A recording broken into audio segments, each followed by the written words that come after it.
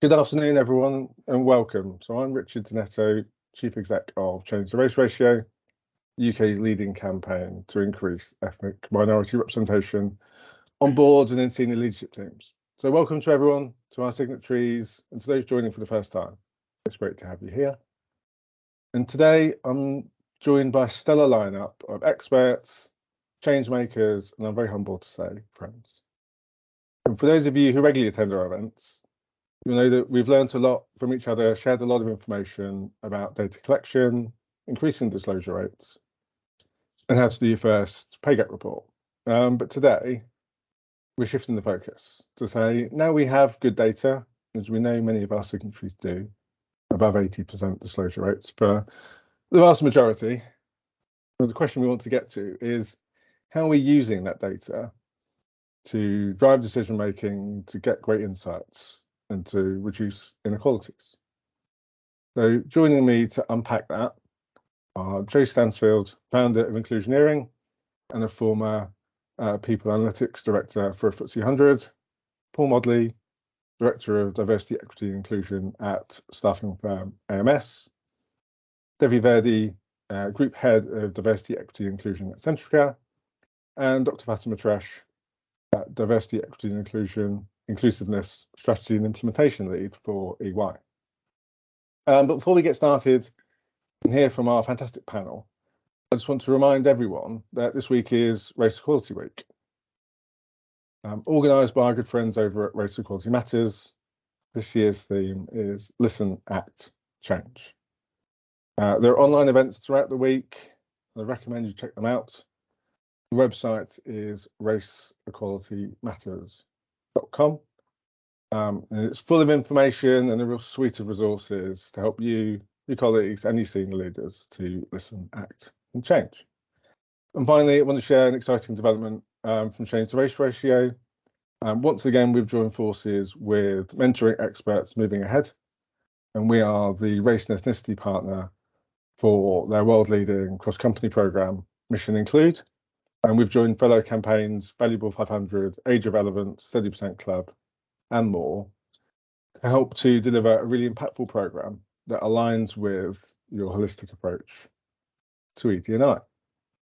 And just to say that, please do feel free to ask questions. The Q&A is open. We may not be able to cover every question in the hour we have today, but we will reply to everybody who asks a question. So thank you very much. Right, so let's introduce the fantastic panel. And perhaps we can just each come online and introduce ourselves and share briefly your experience of data collection and analysis. And Joe, can I come to you first for that? Thanks, Richard. Yeah, hi, it's lovely to be here. So I run a business called Inclusioneering. We're a social enterprise, and I describe myself as an inclusive innovation consultant. And what that means is helping firms with diversity, equity and inclusion in their workforce, primarily through working with data to understand where they are, uncover insights, and then use that to build strategy. And then see that through into how they carry out the work, how people are included, and the impacts that that then has in the products and services that they're delivering. So before doing this, and actually in parallel to doing this, I've also worked, as you mentioned, as Director of People, Data and Insights at a FTSE 100 tech firm, where I led ethnicity pay gap reporting, starting from no data at all the way through the data collection process, and kind of the building the trust, through the analysis, the reporting sides of it, building up the narrative and the action plan. So lots of experience with ethnicity data that I've really carried through into the work that we're now doing in Inclusioneering as well. Brilliant, thank you, Joe. Fatima, I come to you next. Thanks, Richard, and lovely to be here. So I'm Dr. Fatima Tresh. I am a DE&I strategy and implementation lead for EY UK and a psychologist by background. In terms of how EY we use our data, I guess the best way for me to think about it is how it helps us to make more equitable everybody's employee life cycles. If you think about the talent life cycle from when people come into the business, so how we kind of attract and recruit people, all the way through to the way people are allocated their work, how they're given their performance appraisal, through to promotion, progression opportunities. I think in terms of how we're using our data at the moment, or the way I like to think about it is looking at different experiences across every point of the talent life cycle and making sure that we can close any gaps in that kind of equitable experience. So that's just one of the ways we use it. And we've been reporting our ethnicity pay gap for a number of years now, and I think I'm most proud of the fact that we disaggregate the data. So we do look at an overall ethnic minority pay gap, but we do report our Black, Asian, Chinese, mixed and other pay gaps as well. Brilliant, thank you, Fatima. And Paul. Thanks, Richard. Good afternoon, everybody. So as Richard said, I head up DEI for AMS. We are a global recruitment talent advisory business. And I have responsibility for driving our inclusion agenda internally, but also how we can support our clients. And we've been on this journey for the last 3 years. Like many organisations, after the George Floyd murder, we became very introspective and realised we had a problem around representation at a senior level. So we set up our ethnicity action plan 3 years ago, and as a consequence of that, we really needed to start collecting data. So we started that journey 3 years ago, and we've got a really good appreciation of the ethnicity mix across our organisation now globally, where we're able to collect that data, and we're very much moving into the so what, and we're using that data to kind of look at the talent life cycle to make sure that we've got a good equitable approach in terms of whether we're looking at promotion, looking at our attrition data, and looking at our performance data as well. And one of the things that we noticed last year, unfortunately, at many organisations, we had to make some redundancies across our organisation. And we've noticed some challenges around our attrition data when we look at it from an ethnicity lens. And, you know, we would not have been able to have seen that before because we never had that data. But having that data has enabled us to kind of flag there's potential concern, and we're starting to kind of look at what the issues are there. And I'm really happy to share more about that as we go through the call. Brilliant, thank you, Paul. And Devi, can we come to you now? Thanks, Richard. Thanks for the warm welcome. So hi, everybody. My name is Devi Virdi. I lead Centrica's diversity, equity and inclusion practice. A little bit about who we are. So we're a multinational energy and utility provider. We're the parent company of retail arm British Gas here in the UK and Bord Gosh in Ireland. So Centrica has been on actually the last years. And I'd say in terms of by way of introduction actually to our strategy at Centrica, I think it's fair to say that it's been known for some time that, you know, when we think about how we drive an increasingly inclusive culture, it's actually a business imperative. But we also have a long way to go. And I think I want to say that up front. So we are very much still on our journey. We published our first ethnicity pay gap back in 2020. You know, we aggregate our data, and we actually feel that it is incredibly strong for us to be transparent, to have very honest conversations within our organization. We actually look at that data also from a talent lifecycle point of view, and really then bring out some of the initiatives and the action plans. And as Joe said, actually the narrative for us is actually a lot more important than really what is actually there behind the data itself. And happy to talk about that later on. Thanks, Richard.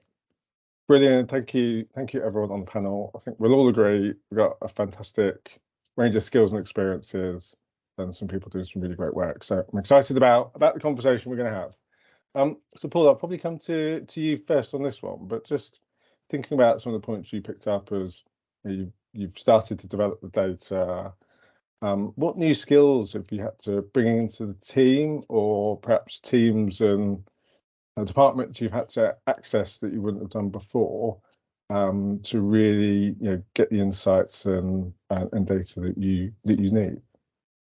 Yeah, range of skills, Richard. I think the core team are we call them our business intelligence, our data insights people, who are the people who can do amazing things with various reporting tools. So they have been key to it, to kind of take, you know, because we've got so much data now, it's like, you know, I think we'll use this term, it's the so what.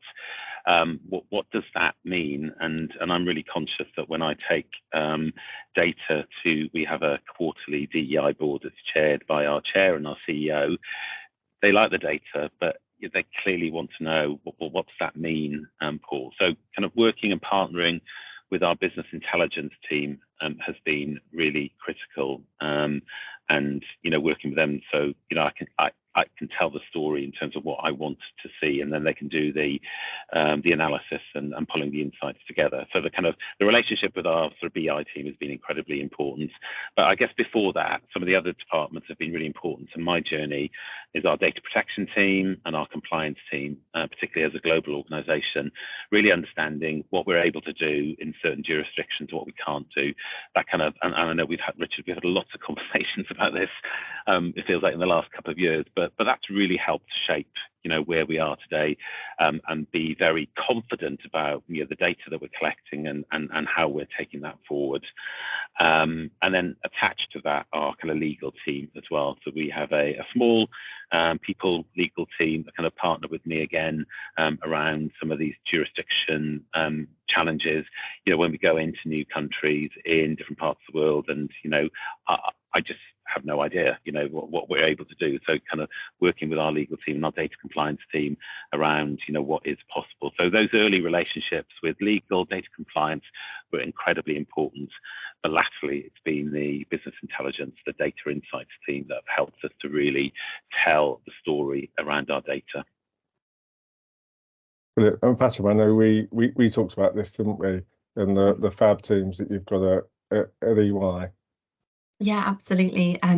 Happy to add to that. So we've got, similar to you, Paul, we've got our talent analytics team who are exceptional, and who I rely on a bit too much for our kind of data insights. But I think one of the most helpful things they've done is to produce what we call our dashboards, and they've enabled us to access the data much more easily, much more quickly, and not be so reliant on them, which I think they're grateful for.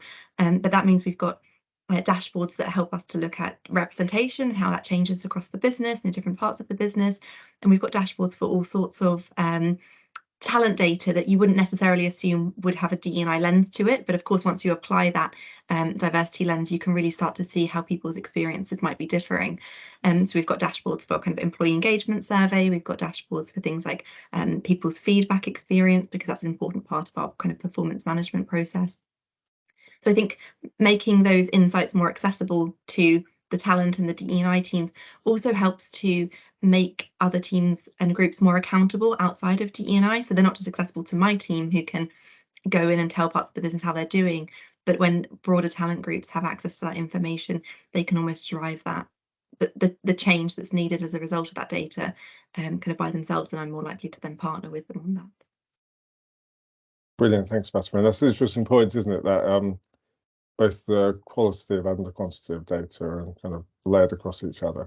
The insights that gives. Joe, I wonder, as my resident data expert, how have you helped to upskill your ED&I colleagues over the years? I think that narrative is really that key piece, actually, that Paul and Fatima have just pulled out. Getting the data points is one thing, but actually having that ability to interpret that, put it into context of the organisation, and interpret, what does that mean we should do to build an action plan that's going to really target the areas that you can see attention is needed. I think that's the real kind of key piece that diversity, equity and inclusion expertise brings. It layers on top of that data insights, the subject matter understanding, to really be able to highlight the experiences. And I often see data as a way to help, I guess, give a good base and an understanding of the systemic nature of some of the things that we hear people talking about, and actually to highlight why the stories we're listening to matter so much.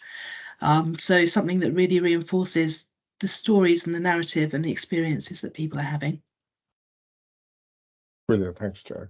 And just perhaps we can get into that a little bit, in that kind of like what's been the real impact of data, and just think about, I suppose, it's that aha moment. And what's that single biggest benefit you've experienced from ethnicity data collection and analysis? Devi, perhaps I can come to you first on that one. Look, I think that's a really great question, but I don't think there's just one benefit. So I think in terms of so we use a data-driven approach in terms of how we set our D&I plan. it's effectively, it's across 3 pillars. It allows actually, Richard, our senior leaders to then be held accountable. We monitor that approach, right? We plan, we test, we measure that rate of change, very much like a cycle. And we have a D&I dashboard, we have a talent dashboard. So those are just some of the critical points, I think, to sort of say up front. But actually, benefits it's that it's the right thing to do, right? It is what we should be doing. It creates visibility. It also shows actually,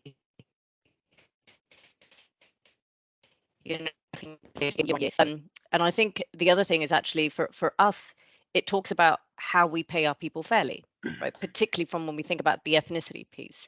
The big benefit for us is it's been that it's allowed staff internally to ask questions. We hold very honest dialogue, once we publish our ethnicity and our gender pay gap across our organization, which is led from our chief people officer. And actually publishing the two it's a commitment, right? From an organization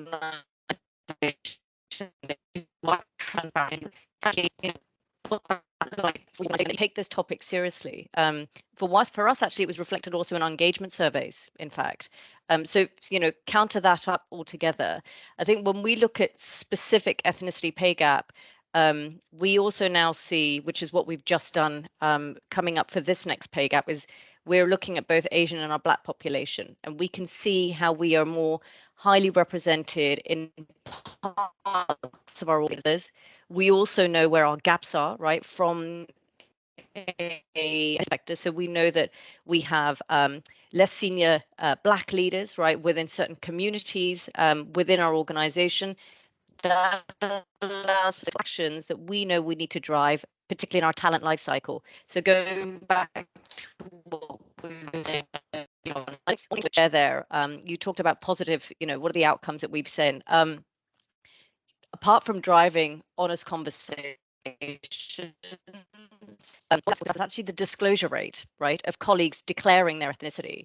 And I think this is really important because actually your ethnicity pay gap is as good as your colleagues telling you, right, their demographic. So actually that marriage there is equally important when you think about colleagues feeling trusted people, right, and actually then sharing that information back out. So we currently have our declaration rate is at 75%, and we've increased that year on year from 2022 to 25. And actually, by having those insights, it then allows us to just really be more targeted in our approach, and then really be more clear in terms of where are our gaps, right? So we absolutely recognize that we've got barriers when we think about progression, and actually, how do we look at that? Particularly and really from a recruitment perspective. Brilliant, thanks, Devi. I think that's right, isn't it? And it's like the experience of racial and ethnic minorities and the barriers they face and the representation gaps just are not the same for everybody. And actually, if we can pinpoint where the real challenges are and bottlenecks in whether it's different groups, departments within your organisation, you can help to really drive more change effectively. Brilliant. Paul, perhaps I can come to you next to share an aha moment with data.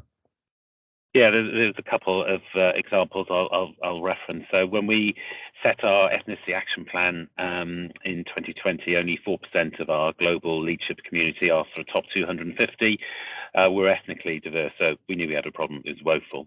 So we set a target by the end of 2023 that we wanted to be at 16%, which we hit.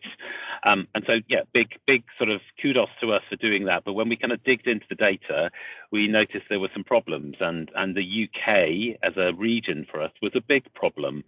And we kind of thought, what on earth is going on? We've made all this progress, particularly in the US and other parts of the world, but we just weren't making the progress in the UK.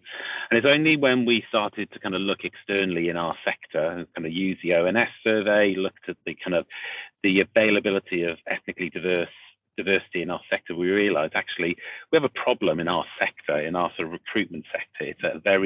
It's not a diverse sector. So So that's been a bit of a aha moment to say, right, yes, we haven't made the progress in the UK as we would have elsewhere, but actually it matches the kind of the UK data. Now, that doesn't mean to say we can sit back and say, all right, it's a sector problem. We have to do something with that. And we're now developing some programs, some of our development programs internally to support our ethnically diverse colleagues at lower levels. So we're creating that internal pipeline, as well as what we can be doing externally to kind of change that through a representation in our sector. So that's been interesting.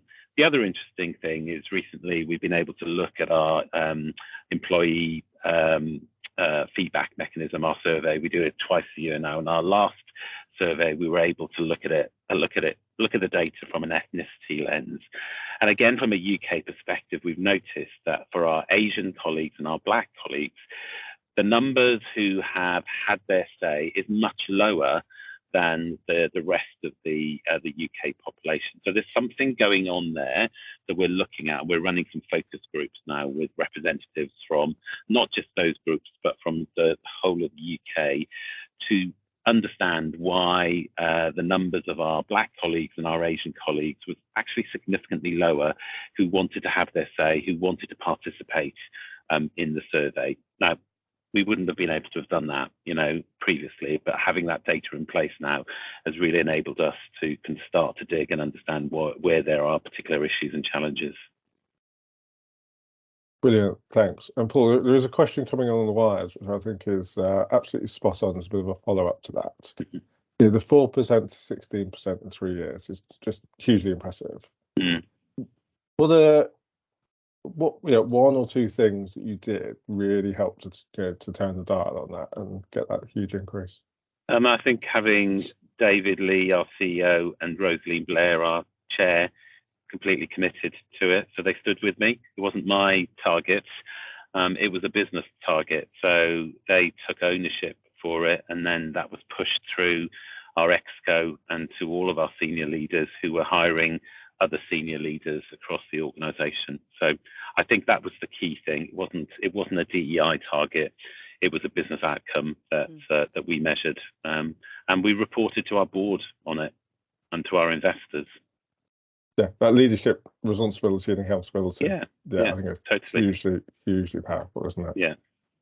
And Fatima, how can I come to you next on kind of the aha moment for data for EY?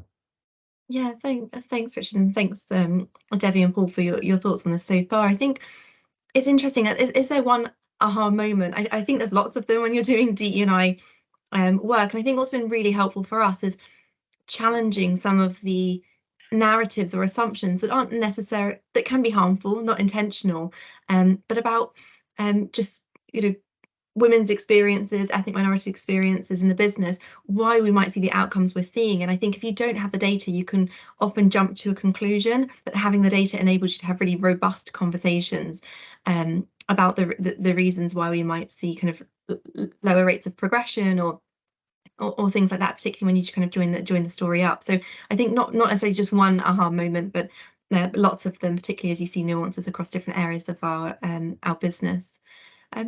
I think nothing else to add on that one. I think I've got some more thoughts about kind of process and how you can look at the data and get under the skin of it. Brilliant. Thanks, Fatima. And Joe, finally. Yeah, I've definitely witnessed a few aha moments that others have had when presenting the data for the first time. And I think that's particularly impactful when it's the senior and executive leaders in the organisation. Actually, you can see that attitude and understanding just suddenly open up from actually presenting data that shows a picture that perhaps they themselves hadn't experienced, and the organisation looks a bit different to their own kind of intuitive feel of it. And actually, as we've just been talking about, having that commitment from leaders is really what transforms it. It's like having a light switch turned on, in my experience. That's when it goes from being work that's tinkering around the edges to being a real business commitment that has got focus and resource and attention, and real change starts to happen. So I've certainly witnessed kind of ethnicity pay gap data and other data being that aha light bulb going on moment when somebody has suddenly realised actually things aren't as I thought they were. Let's look into this and let's do something about it. Brilliant, thanks, Joe. This is a bit of a topical question for the week, but I promised we had these panel questions sorted a little while ago. But what's the current conversation in the business around pay equity? So not just representation gaps, but pay equity. And what questions are employees and importantly ERG groups asking about the data you hold and the insights gained? Fatima, I know we've talked about this before. Yeah, thanks, Richard. I think this is an interesting one. I have to admit, we're having less conversations, so I'm hearing less questions come up about it. And I'm actually noticing it's being driven more from senior leadership than from our employee kind of networks or resource groups. I think we conduct a pay gap action plan, so we're refreshing our pay gap action plan at the moment. And one thing that's been really interesting and reassuring to me to some degree is that when you look, of course, we have pay scales and pay ranges. When you account for kind of regional differences, the different nature of jobs, and you tend to put everyone on the kind of midpoint of their range salary, it has negligible impact on our pay gap. And what that tells us as a business is that this is not driven by having more ethnic minorities in the lower range of our pay scales, for example, and more white colleagues in the top. It's driven by the representation issue. So when I talk to the talent analytics team, who are excellent to speak on this because they look at it very much from a data and very objective point of view, it becomes very apparent quite quickly that this is a representation challenge we face. And in order to close the pay gap, we really need to make sure that we're promoting, progressing and reaching our kind of partner targets and having proportional representation at every level. So it's not just a junior kind of recruitment is acceptable. So less coming from our kind of networks and colleagues like that, more coming from senior leadership. And I think it is quite reassuring to show that as an equal pay employer, it's not being driven by tendency. We hear women, ethnic minorities tend to negotiate less and things like that. I'm kind of pleased to see that our data shows us that we're not having that necessarily that impact at EY. Brilliant. That's fantastic to hear. Perhaps I can come to a couple of the panel members on that. Devi, what's the view at Centrica, and is that a conversation that's happening at the moment? Yeah, I'd say not too dissimilar, really. Actually, there's less conversation with our colleague networks, Richard. It's very much sat with our reward team. We're actually currently going through an annual review process as we currently speak, right, leading up to basically next month for March. But I think for us, different sector, so we're not comparable to EY on that end. So we do have a disproportionate piece from a gender lens, right? When we think about engineering, energy sector, very male dominated. So we see that disparity, from a gender piece, which translates, quite marginally into the ethnicity piece. But the gap is a lot more. There is a significant gap when we think about our gender pay gap, right, versus our ethnicity pay gap. Equal pay, absolutely.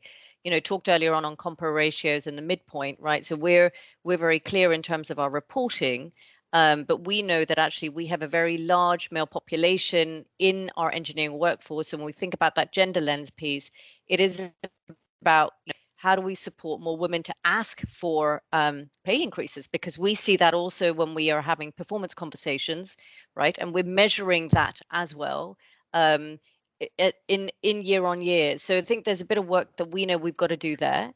And that is part of the annual review process. We do see, ethnically diverse women, for example, are much higher. They have a higher mean pay, right, gap compared to actually our ethnic diverse men. And that's also given that they've got a small presence, particularly in our trading roles, right? So part of our organization, we have a lot of team. So, with that, we focus very much on gender across our Centrica energy business, as well as our trading areas when we think about our talent pipelines. And I think just to finish off there, we have a report addressing pay gap for our gender pay gap, right? So gender pay gap, we started back in 2018. Ethnicity, we've been at it since 2020. So actually, it's also too early for us to see a strong reduction trend, right? And I think that's just quite important to sort of say that up front. Yeah, absolutely. You can only spot those trends kind of year on year, and warning your pay gap might go up before it goes down as you start to take action. Brilliant. Perhaps we can move to AI and thinking, large data sets, AI must have a role to play in helping us to crunch those numbers, drive those insights. And Joe, you're my resident AI expert. And I wonder, could you share some examples of where that's been beneficial, but also, I suppose, some of those things that we should consider when thinking of using AI to analyze large data sets? Yeah, absolutely. I mean, AI is excellent at working with huge data that's just beyond the ability of people to be able to process so quickly and at such scale.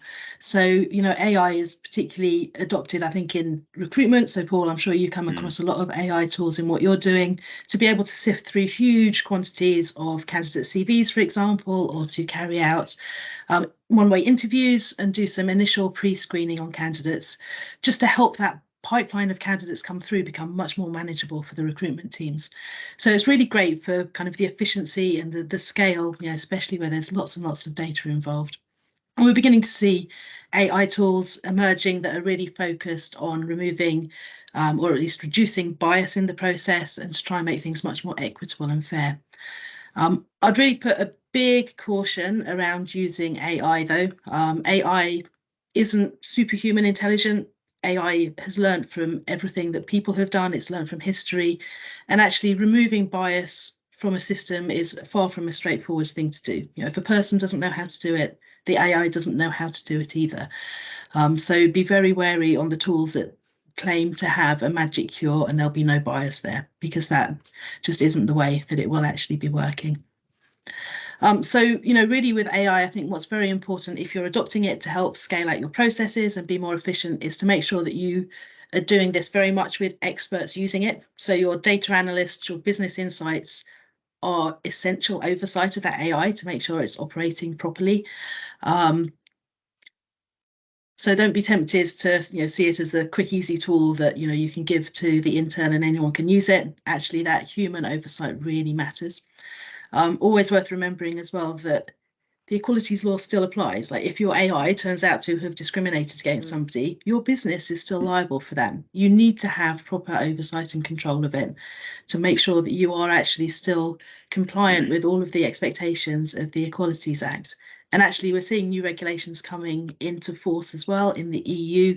The EU AI Act, the draft text has just been approved. That's going to become law and will be introduced in the next couple of years. And employment systems categorised as high risk, there's going to be high obligations on people who are deploying those systems, not only developing them, to make sure that they're operating responsibly and fairly. So lots to think about in actually putting AI to use to make sure that you're really doing that in a responsible way.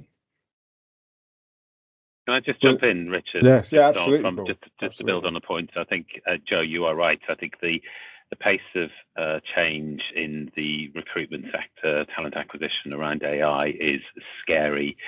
And many of our clients are very rightly nervous about the utilization of AI in the hiring process. And some of our clients are saying, we don't want any AI. We understand the role of AI, but we need to be more comfortable before we sign off on the use of AI in any part of the recruitment process. So I think there is a huge amount of nervousness there right now, but I think many organizations, including ours, see the role that AI has to play, and we have to go with it. But I think we have to move quite cautiously because of the potential impact it has around bias and how it's either exacerbating bias or driving bias in a particular process. So we're working really hard, and we're building some partnerships with other organizations who can help us to assess the different AI tools that are coming out. But it is literally changing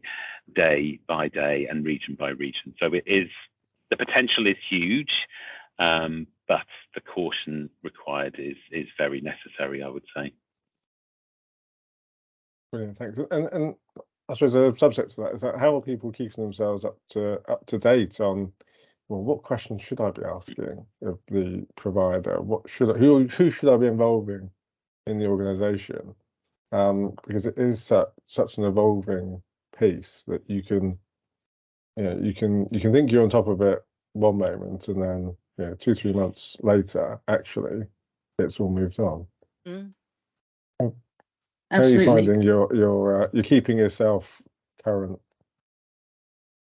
Well, we have an AI accelerator team, so we have a very small team of experts in our innovation team who are, that's all their job is. It's going to be in the market looking at the different tools and kind of helping us as an organization, helping people like me and other leaders and other people in the organization to be able to talk about this, whether it be their clients or within the organization. So yeah, we're relying on that kind of small team of experts to help us as a business and then to help our clients.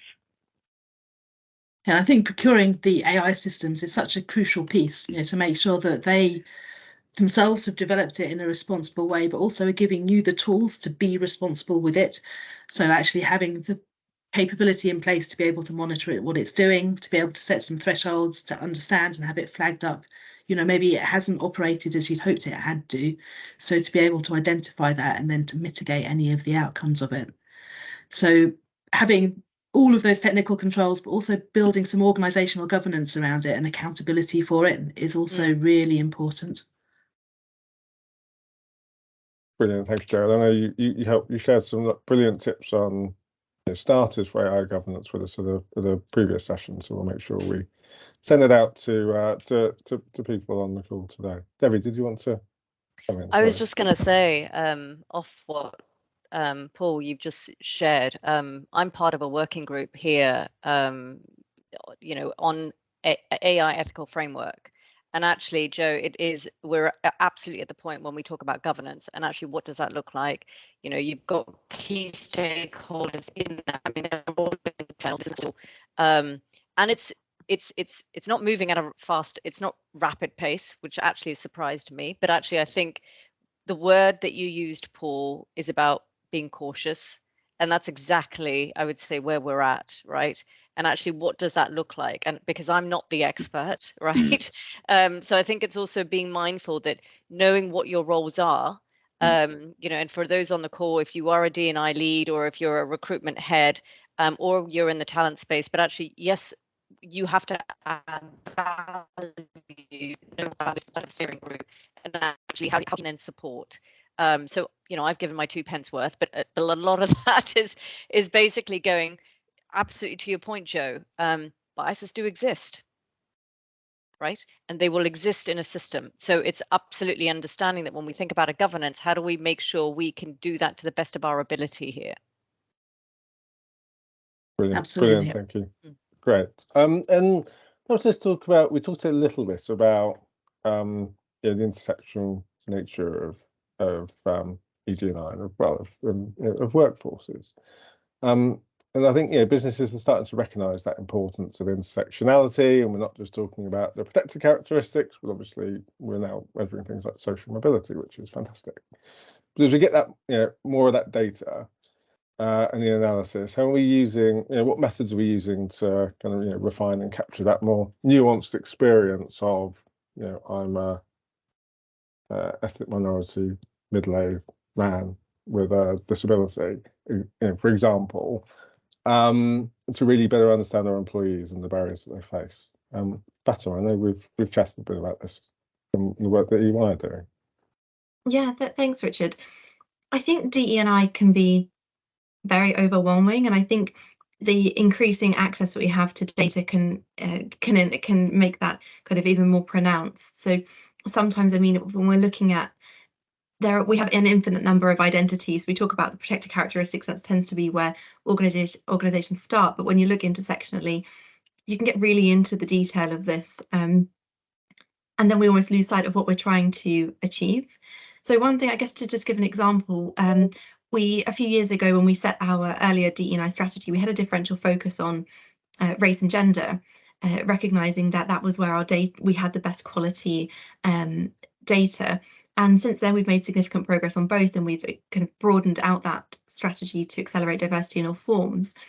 But what I've noticed anecdotally is that we at EY, we have a large proportion of international hires, and we often talk about the experience of the international hire. We've had this focus on ethnicity, so we always look at our data from an ethnicity lens.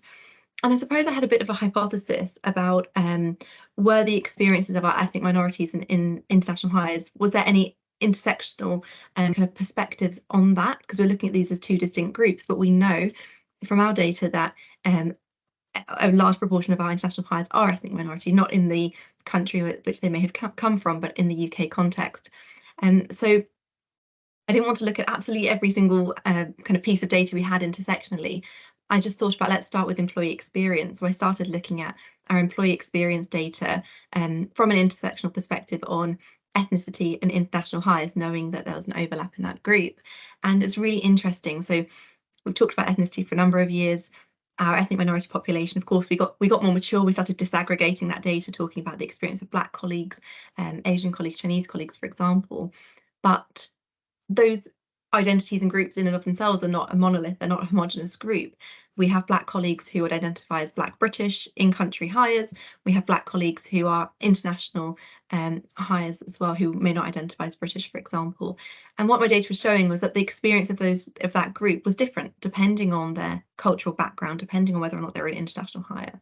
And it just really shed light for us on where the problems might be stemming from. So we've made so much progress on ethnicities. We've really improved the experience for international hires, but actually that intersecting group there of being both ethnic minority and an international hire, we could see that they weren't necessarily reporting an equitable experience in the sense of compared to kind of their ethnic minority or kind of international counterparts, and that then enabled us to kind of develop a working group on this and start thinking about how do we improve that experience overall. And then I can look a bit more broadly at the data and what might be driving that. So I guess I would also recommend caution on just it can become very overwhelming to look at, let's look at women's experience, but from all of these intersecting identities, and then we almost lose track of what are we trying to focus on, what are we trying to improve. So kind of holding that close to what we're trying to achieve can be really helpful for a targeted analysis that's intersectional. Brilliant, yeah, some fantastic example, and as I say, you get that rich picture by really looking at cross section, but don't get bogged down on over analysis to lose sight of the problem. That's brilliant. Joe, I see you're nodding, and I know we've also spoken about this before, and that risk of controlling for everything. Yeah, no, there's it's such a great point that Fatima makes. It's so easy to get overwhelmed with all of the protected characteristics, even if that's all you looked at, and then the intersections of them all. That's an enormous amount of stuff. You can't actually focus on everything all at once. So something I found really helpful in my Director of People, Data and Insights role was to kind of do some crude analysis just to give a pointer to where it really matters. Where do we start to look at? And actually, one thing that I really have realised as well is just how, as you're looking at the intersectional groups, actually these groups very quickly become very small, even in what looks like a large organisation. So say you have 1,000 people and you wanted to look at the experiences of ethnic minority people with a disability, say, you may be looking at 5% of 15%, and actually you're already in a very small group. So your data is already not going to tell you a statistical answer, but it might point you to saying, well, actually, it's highlighted that, there's some pretty different experiences going on here from what we can see in the survey data. So let's go and talk to people. Actually, let's get closer and let's actually understand it from much more qualitative methods, much more based on connection and engagement with the actual people to understand that. So the data's a great kind of signpost of where do we ask the next questions to go and dig a bit deeper. Brilliant, thanks Joe.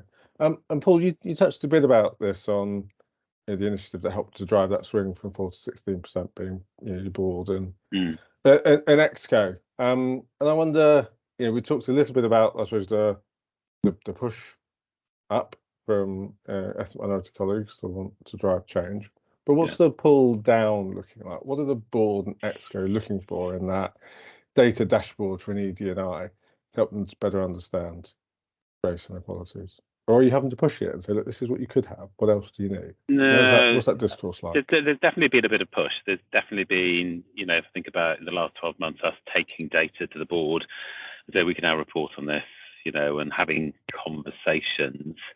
But ultimately, if I'm talking to our CEO or our chair or any of our board members, they kind of want to know how can we, how are people feeling? That kind of sense of belonging is really, really important. And what more do we need to be doing to be driving that sense of belonging, say in our Black colleagues or our military personnel sort of groups? So I think it's, the data has enabled us to really open up the conversation. So I'm having a much more engaging conversation with whether it's EXCO or our board, our overall AMS board, because they can see the data now, they can understand the data points, and it's kind of right. So how is this going to make a difference? What can we do to drive? We have a big focus on belonging this year. It's all about how do we, given we had a tough year last year, we had a really tough year, like many organisations, and we're having to kind of rebuild and really make sure we've got strong foundations in place around inclusion and belonging. So a kind of our overarching priority, and again, that's not my priority, it sits with David and it sits with our EXCO. So what can we be doing? How can we use the data to continue to drive that sense of belonging across all of our categories of workers, whether they are working in a hybrid way, whether they're working remotely, whether they're working in China or Japan or UK or Poland? Having that data really helps us to kind of look at belonging, and we can measure belonging across the different sort of ethnicity groups at a country level. And so those conversations are much, much richer. I'm not having to push our board or our EXCO using the data, because they've got it and they can see the drive and how it connects to our overall focus of belonging. Brilliant, thank you. And Devi, how about the conversation with Centrica, EXCO and board? What are they asking on that dashboard? They get it. Right, Richard. So it is going back to Paul's piece. The board get a scorecard. I present to Chris, our CEO, and the leadership team twice a year, but they get the report every quarter. Right. So actually, as part of our sort of strategy, we have our people and planet goals. And so actually, we have clear goals in terms of a number of diversity areas, right, where we want to get to from a representation lens for sort of senior leadership, and then our overall piece. And the engagement surveys are also the ones that are tied in and go up. So not only do they get a scorecard in terms of, right, this is actually where we are when we reflect on our gender, our ethnicity, and our disability and forces population, they get also engagement surveys looking at, how do our colleagues feel about leadership at Centrica, and there's sort of 6 or 7 key questions that get signposted that go back up to them. It just allows them to have more richer conversations. And in addition to that, particularly in our retail arm, British Gas, which is where the majority of our sort of, headcount is at, so our population is at, we also look at our what's coming in, what's going up, and what's going out, right? So our in, outs, and ups. And it just gives a measure of our attrition rates, particularly at certain levels, right? And we look at that retention piece as well. So I think it's about the data is really helpful, but it's actually the conversation that the narrative that's around that is about actually how do we improve colleagues' experience, right? And in those certain areas, which we've touched on earlier today. And for us, that is a continuous conversation. So it's not one and done. That is an absolute continuous piece for us. And if I think about where we are, from an engagement point of view, from a D&I perspective, is that I think our organization is most probably the most polarized it's ever been. And what do I mean by that? Actually, we've got a group of colleagues who think we're doing, a lot on D&I, and we also have a group of colleagues who think we're not doing enough, right? So all this goes back up to our leadership team to go, right, this is actually society is coming into our organization, and actually how do we equip ourselves, and actually how do we support our leaders to make sure they're just able to, who are asking of that narrative, and particularly if you're looking up into your organization, and our ethnicity within our senior leadership population is at 9%. So Richard, if I think about what's happening over with AMS and Paul, I think it's brilliant, right? If you're hitting those numbers, we absolutely know that we've got a journey where we are, particularly in our senior leadership piece. So those are the richness of what data provides, that you can then have the conversation with your C-suite and then the board. Yeah, thanks, Debbie. And Joe, How about you and your perhaps some of your clients that you're working with? Yeah, thanks, Richard. Yeah, there's a client I'd like to tell you about that I'm currently working with, actually. They've got a really fascinating project at the moment. So it's actually not a single business, it's a collaboration of about 15 different businesses working together, and including a few universities as well. So the project's called the Midlands Advanced Ceramics for Industry 4.0, and it's funded by UKRI, the Research and Innovation Funder, under what's called a Strength in Places Fund. So their project is all about looking to enhance the reputation of the Midlands and make that the go-to place for the production and R&D for advanced ceramics. So I had no idea, by the way, what advanced ceramics were before I started this project, despite being an engineer by background. So you all know what I'm talking about a little bit. Advanced ceramics are like the really high performance end of ceramics as a material. So things like application for spacecraft nose cones or use in semiconductors. Yeah, very kind of technical, kind of nuanced, intricate work that's really requires quite a specialist workforce. And like much of the manufacturing industry, it's very male dominated. But in the Midlands, they're actually in a very ethnically diverse area. So one of the things that we wanted to start off by looking at was, are we actually representative of the population in the Midlands? What we've been able to do is carry out essentially what you might call a ED&I audit. We've asked demographic questions of everybody who's part of the programme to understand, more about their identity. We've carried out work to then look at representation in the Midlands from the census, looking at the manufacturing sector. Then we're able to actually carry out quite detailed kind of comparison to work out, well, where are we similar, where are we dissimilar? Looking between different job roles, levels of seniority, and we've also asked engagement type questions as well to understand people's experiences in their workplace. But what makes the project really unique, I think, is that it's then tying all of the results of that not only into their strategy for diversity and inclusion as part of the project, but actually looking at, well, how do we use that as part of the project's overall goal for enhancing advanced ceramics in the Midland region? So what connections do we have to the place and the community, and what can we be doing to actually build our industry as well as just ourselves as this set of businesses? Brilliant, thanks, Jo. And I think that's really, really important, isn't it? About, well, how do we benchmark ourselves? How do we? And it's great looking internally, but if you can come together as a collaboration of organisations and have that openness, you drive such rich insights and experiences. Absolutely. And something that's been really interesting in it is looking at the differences between the small businesses, the larger businesses, and the universities, and they're not always what you might expect as well. So we went into it thinking, the smaller businesses are going to be the ones with the least resources. Actually, perhaps that's where the most support's going to be needed. But actually looking at some of the engagement and the wellbeing questions that have come back, actually, we've maybe not given enough credit to our small businesses. They might not have the big policies, the big budgets behind a D&I team, but there are strengths that are there within small businesses that I think we can actually really learn from, and things that we can take kind of across the sector in ways that maybe aren't initially what you'd assume. Yeah, you can get much more individual experience and application of a process in an SME than you can a large corporate. So we're rapidly running out of time, which is fantastic. We had a brilliant discussion. I wonder if we could just quickly go around the panel and just share one final tip or lessons learned for the audience to take away. Devi, can I come to you first? Yeah, I think mine is really, really high level. Recognize that there's no quick fix. So there's not a silver bullet, right? Yeah. With this. Yeah, absolutely. It's a marathon, not a sprint. And Fatima. Thanks. Well, it's been great to hear your thoughts and be in this conversation with you. I think mine would be a tip, and it would be not to focus solely on the outcome metric. So pay gap, for example, is an outcome metric.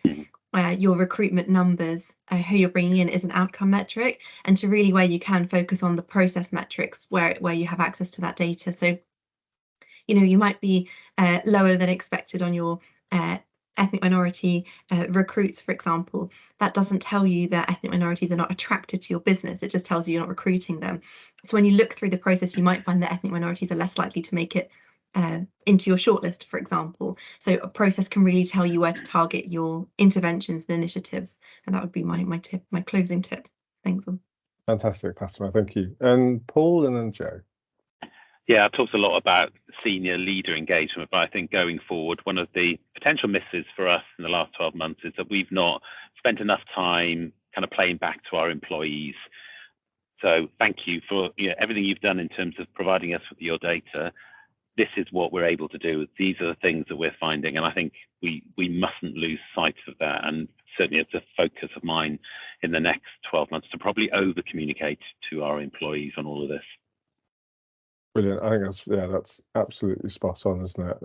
They're giving you the data in the basis that we're going to take action. So let's tell them and keep telling them what we're doing. And Joe. I think my answer is possibly quite similar to Paul's, but for me, working responsibly and effectively with data is all about trust. To actually have trust of people to share their sensitive data with us, and actually to be trustworthy with it, make sure that we are actually using it responsibly. And that means that we need that two-way engagement. Actually, it's not just a technical consideration, it's a very human interaction. And we need to really be working to make sure that we have a good foundation of trust in place to do it. Brilliant, thank you. So brilliant discussion. Thank you, Joe, Devi, Fatima and Paul. So much to unpack and reflect on. I've got the inevitable task of trying to sum it up. So I think the biggest piece for me, and perhaps two things. So data collection is just the start. It's the strategy you implement, the actions that you take afterwards to understand the data and what you want to do that really matter. Perhaps kind of leading into that it isn't all about data. Data layered across the qualitative experiential insights, when you join them together, tell a rich picture of the change that you really want to happen, and to reduce and remove barriers for racial and ethnic minorities. So it leaves me to say thank you to everyone for joining us. We will come back to the questions. I think there are a couple that we haven't got to. We'll come back to them this week, and we will be publishing the recording on the website, and it will go into your emails over the next week or so as well. Please do feel free to share it with colleagues, share it widely. Connect with our panelists. LinkedIn's a great tool. Let's keep this conversation going. Come to me if you want a connection as well. That's absolutely fine. So our next ED&I forum event is in person, April the 18th. It's a half day, 9 till 12 at the Shell Centre in London. And the theme for the summit is really, are we making progress on inclusion? Details on the website, and I hope to see you there. Thank you very much to the panel. Thank you for joining us. Thanks, Richard. Thanks, everyone. Thank you. Thank you, everyone.